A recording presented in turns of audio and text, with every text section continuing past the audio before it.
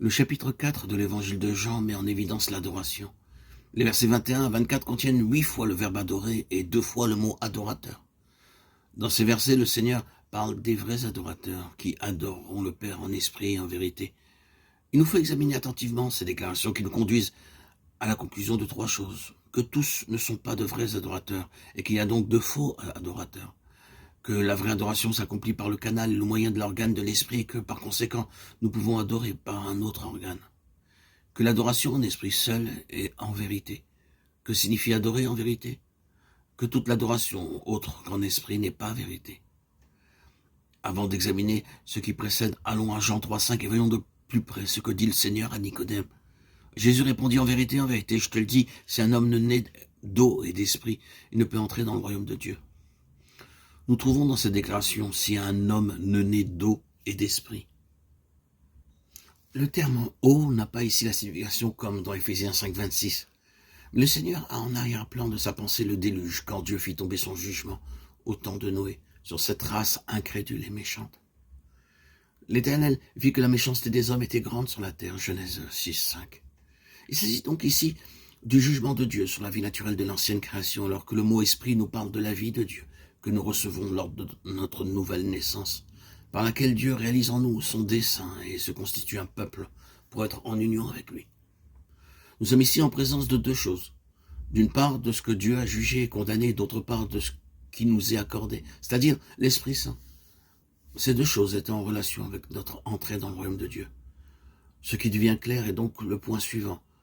Seule la vie de l'Esprit peut nous faire entrer dans le royaume. Ce qui paraît évident, c'est que, bien que nés de nouveau, nous pouvons manquer cette entrée si nous nous jugeons et nous condamnons la vie naturelle de l'ancienne création qui est en nous. Car cette vie ne nous permet pas de courir dans la vocation pour remporter le prix, à savoir notre entrée dans le royaume et recevoir la couronne. Philippiens 3,14, je cours vers le but. Ici, il s'agit du royaume, pour remporter le prix de la vocation, l'entrée dans ce royaume.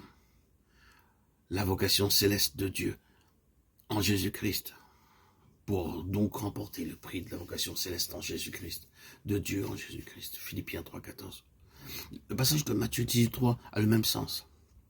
L'entrée dans le royaume n'est pas uniquement conditionnée par la conversion, mais également par la nécessité de devenir comme les petits-enfants, c'est-à-dire être entièrement dépendant de l'Esprit.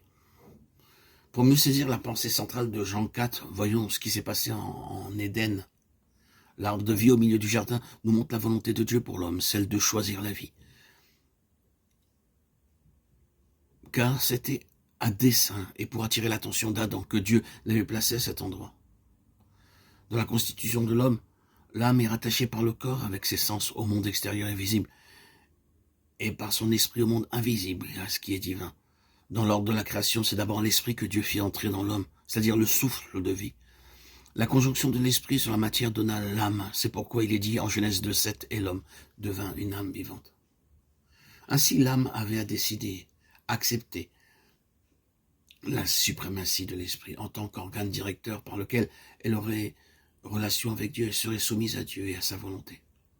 Or, lors de la tentation, par sa désobéissance en ayant foi au mensonge, l'âme refusa la domination de l'esprit et sa soumission à Dieu, et elle devint l'esclave de la chair. L'esprit perdit la haute responsabilité qui lui était assignée. L'homme devint psychique et vécut par les ressources de son âme et dans son âme.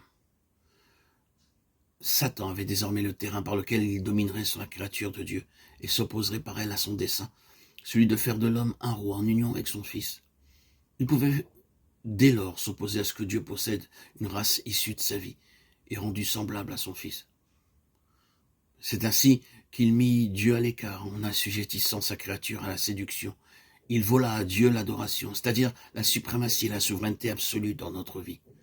Ceci projette à présent la lumière sur ce chapitre 4 et nous conduit à la compréhension de la pensée de Dieu exprimée dans les versets 21 et 24 du chapitre 4.